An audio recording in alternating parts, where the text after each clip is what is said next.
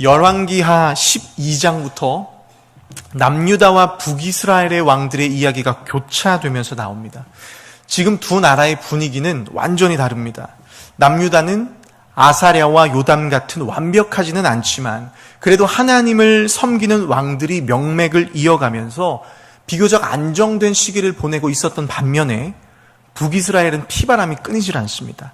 32년이라는 짧은 시간 동안 무려 5번이나 왕이 바뀝니다. 그 중에는 왕위에 오른 지 6개월, 심지어는 한 달 만에 쫓겨나서 죽은 왕도 있었습니다. 16장을 넘어오면서 남유다의 상황도 달라지기 시작합니다. 1절을 보면 지금 북이스라엘은 베가 왕이 다스리고 있습니다. 그가 왕이 된 지 17년째 되던 해에 요담의 아들 아하스가 왕이 됩니다. 이때 그의 나이가 20살, 그때부터 16년 동안 남유다를 다스립니다. 성경은 그를 이렇게 평가합니다. 2절, 그의 조상 다윗과 같지 아니하여 그의 하나님 여호와께서 보시기에 정직히 행하지 아니하고. 성경에서 남유다 왕을 평가하는 기준은 하나입니다. 정치를 잘했느냐, 영토를 넓혔느냐가 아니라 하나님 보시기에 다윗처럼 정직하게 행했는가입니다. 이전에 할아버지 아사랴도 아버지 요담도 부족함이 있긴 했지만 그래도 하나님을 섬기려는 중심만큼은 지켰습니다. 그런데 아하스는 그 신앙의 유산을 끊어버립니다. 3절에 보면 아하스가 북이스라엘 왕들의 길을 따라갔다고 말합니다. 남유다는 그래도 하나님을 섬기는 왕들이 몇몇 있었지만 북이스라엘에는 한 명도 없었습니다. 여로보암 때부터 베델과 단에 금송아지를 세우고 아합 시대에는 온 나라를 바알과 아세라를 섬겼습니다. 그 후로도 왕권은 계속해서 바뀌었지만 우상 숭배를 끊어내지 못합니다. 아하스가 그 북이스라엘 왕들의 길을 따라서 온 나라를 우상 숭배에 빠뜨렸다고 고발합니다. 구체적으로 어떤 죄를 저질렀을까요? 3절, 이방 사람의 가증한 일을 따라 자기 아들을 불 가운데로 지나가게 했다. 예레미야 19장 5절을 보면 자식들을 바알에게 번제로 드렸다라는 이야기가 나옵니다. 실제로 당시 이스라엘 주변 나라들에서는 몰렉과 바알에게 자기 자식을 바치는 인신제사가 공공연하게 행해졌습니다. 가장 소중한 자식을 바치면 신이 부귀영화를 줄 거라는 잘못된 믿음 때문입니다. 하나님은 일찍이 그런 일이 이스라엘 안에서 벌어지지 못하도록 율법으로 금지하셨습니다. 레위기 18장을 보면 이 일은 하나님의 이름을 욕되게 하는 가장 가증한 죄입니다. 그런데 아하스는 이 하나님의 말씀을 무시하고 자기 안위를 지키겠다고 자식을 불 속에 집어넣습니다. 또 4절, 산당들과 작은 산 위와 모든 푸른 나무 아래서 제사를 드렸다. 이것도 전형적인 우상 숭배 방식입니다. 왜 산과 푸른 나무 아래였을까요? 당시 사람들은 높은 산과 언덕이 하늘과 가깝기 때문에 신을 만나기에 가장 좋은 장소라고 생각했습니다. 그래서 그 아래 신상을 세워두고 제사를 드렸습니다. 하나님은 오래전부터 이 가증한 장소들을 헐어버리라고 명령하셨는데 아하스는 그곳을 찾아다니며 우상을 숭배합니다. 호세아 4장을 보면 이 높은 산과 푸른 나무에서는 제사만 드려진 게 아닙니다. 그곳에서는 종교라는 이름으로 신전 창기들과 음란한 성행위가 이어집니다. 이렇게 아하스는 남유다 땅 전체를 음란한 우상 숭배 현장으로 만들었습니다. 이때부터 남유다의 위기가 찾아옵니다.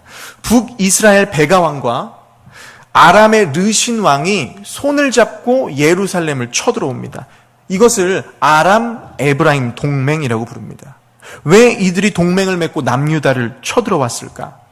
당시 북쪽에는 아수르라는 신흥 강국이 무섭게 세력을 키워가고 있었습니다. 이에 위기를 느꼈던 북이스라엘과 아람은 남유다 아하스를 찾아가서 힘을 합치자고 제안합니다. 그런데 아하스가 생각해 보니까 셋이 힘을 합쳐도 아수르에게는 안 될 것 같습니다. 제안을 거절하고 아수르 편에 섭니다. 이에 분노한 북이스라엘과 아람이 친아수르 정책을 펼치는 아하스를 끌어내리고 그들의 입맛에 맞는 새로운 왕을 세우려고 남유다를 공격합니다. 이 소식을 들은 아하스가 벌벌 떱니다. 이사야 7장을 보면 왕의 마음이 숲이 바람에 흔들리듯 흔들렸다. 두려움에 빠져서 아무것도 하지 못합니다. 그때 하나님은 아하스에게 이사야 선지자를 보내서 말씀하십니다. 아하스야, 그들은 다탄 부직갱이에 불과하다. 두려워하지 말아라. 하나님께서 도와주시겠다고 말씀하십니다. 그런데도 아하스는 믿지 못합니다. 하나님께서 한 번 더 말씀하십니다. 아하스야, 네가 원하는 표적을 구하기만 하면 증거를 보여주겠다. 그런데도 아하스는 끝까지 하나님을 의지하지 않습니다. 대신 누구를 붙듭니까? 아수르 왕을 붙듭니다. 아수르 왕에게 사신을 보내서 도움을 요청합니다. 7절, 나는 왕의 신복이요 왕의 아들이라. 하나님을 왕으로 모셔야 할 남유다 왕이 이방 왕에게 고개를 숙이고 도움을 요청합니다. 그러면서 성전과 왕궁의 보물을 가져다가 아수르 왕에게 바칩니다. 결국 아수르의 도움으로 잠깐의 위기는 모면하지만 그것이 남유다를 멸망으로 몰아넣습니다. 역대하 28장 20절은 이 사건을 이렇게 평가합니다. 아수르 왕 디글랏 빌라셀이 그에게 이르렀으나 돕지 아니하고 도리어 그를 곤고하게 하였다. 아수르가 처음에는 도와주는 것 같았는데 시간이 지나면서 끔찍한 대가를 요구하기 시작합니다. 하나님을 의지하지 않은 결과가 당장은 평안이었을지 몰라도 결국은 남유다를 무너뜨리는 족쇄가 됐습니다. 아하스는 자신을 도와준 아수르 왕에게 감사를 전하기 위해서 다메섹으로 갑니다. 거기에서 아수르 왕이 섬기는 화려한 이방 제단을 보고 마음이 빼앗깁니다. 이 제단이 우리를 어려움에서 구해낸 이방신의 제단이구나. 그 제단과 똑같은 도면을 그려서 예루살렘에 있는 제사장 우리아에게 보내서 명령합니다. 내가 돌아올 때까지 이 제단을 똑같이 만들어 놔라. 아하스가 예루살렘으로 돌아오자마자 성전에 있는 이방 제단에서 제사를 드립니다. 그리고 제사장에게 황당한 명령을 내립니다. 앞으로 백성들이 드리는 모든 제사는 새로 만든 이 이방 제단에서 드리고 원래 쓰던 놋제단은 구석으로 치워버려라. 놋제단은 어떤 제단입니까? 솔로몬 때 만들어져서 230년 넘게 성전 중앙에서 백성들의 죄를 용서받았던 거룩한 제단입니다. 아하스는 그 제단을 골동품 취급하며 성전 구석으로 밀어내버립니다. 성전의 다른 것들도 없애기 시작합니다. 성전 뜰에는 10개의 물두멍이 있었습니다. 그것을 받치고 있던 놋받침을 잘라내고 물두멍을 치워버립니다. 또 성전 한쪽에는 큰 놋바다가 있었습니다. 놋바다는 제사장들이 몸을 씻는 큰 물통입니다. 원래는 이 놋으로 만든 12마리의 소가 그 밑을 받치고 있었는데 다 뜯어내고 놋바다를 돌바닥 위에 내려놓습니다. 이건 심각한 일입니다. 왜요? 물두멍과 놋바다는 어떤 물건입니까? 하나님께 나아가기 위해서 몸을 씻는 거룩함의 상징입니다. 이걸 뜯어냈다는 건 제사장들이 거룩하게 제사 드리는 걸 대놓고 방해하겠다라는 뜻입니다. 예배의 거룩함을 무너뜨려서 성전의 기능을 마비시키려고 했습니다. 그렇게 뜯어낸 놋과 기물들은 어디로 갔을까요? 아수르 왕에게 뇌물로 바쳤습니다. 하나님 거룩한 성전이 이방 왕의 재물 창고로 전락해 버립니다. 18절을 보면 성전에 있는 낭실도 없앱니다. 낭실은 쉽게 말하면 대형 차양막입니다. 백성들이 안식일에 제사를 드리러 올 때 햇빛과 비를 피할 수 있도록 설치한 구조물입니다. 이걸 없앴다는 건 백성들의 예배를 방해하겠다라는 뜻입니다. 또 18절에 왕이 밖에서 들어가는 낭실을 없앱니다. 앞에서 말한 낭실과는 다른 구조물입니다. 이 낭실은 왕궁에서 성전으로 바로 이어지는 왕 전용 출입구입니다. 그 길을 없앴다라는 건 왕 자신도 하나님을 향한 예배를 포기하겠다라는 선언입니다. 19절을 보면 성경은 아하스가 저지른 모든 일들이 유대왕 역대지략에 기록되어 있다 말합니다. 아하스는 16년이라는 긴 시간 남유다를 다스렸지만 남아있는 건 우상숭배와 수치스러운 기록뿐이었습니다. 20절을 보면 아하스는 죽어서 다윗성에 묻힙니다.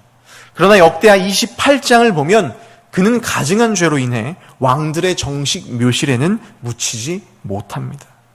하나님을 버리고 세상 왕을 의지했던 아하스의 마지막이 초라하게 끝이 납니다. 말씀을 정리합니다.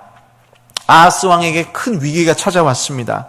북이스라엘과 아람 왕이 연합해서 예루살렘을 공격해 옵니다. 두려움에 떨고 있는 아하스에게 하나님이 이사야 선지자를 보내서 하나님만 붙들면 도와주실 거라고 말씀하셨습니다. 그럼 말씀대로 하나님만 의지하면 되는데 아하스는 두려움에 눈이 멀어서 아수르 왕의 손을 붙잡습니다.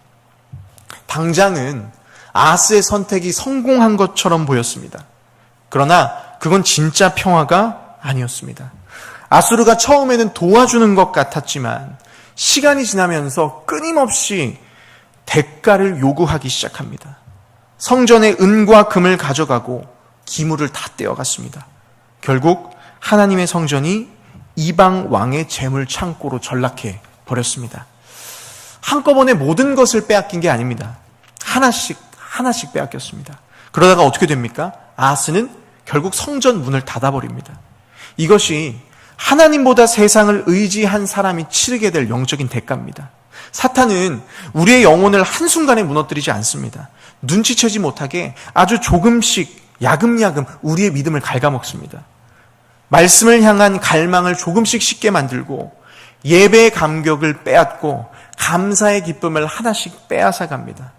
그러다가 어느 순간 우리의 삶을 돌아보면 신앙의 모양은 남아있는데 빈 껍데기만 있습니다.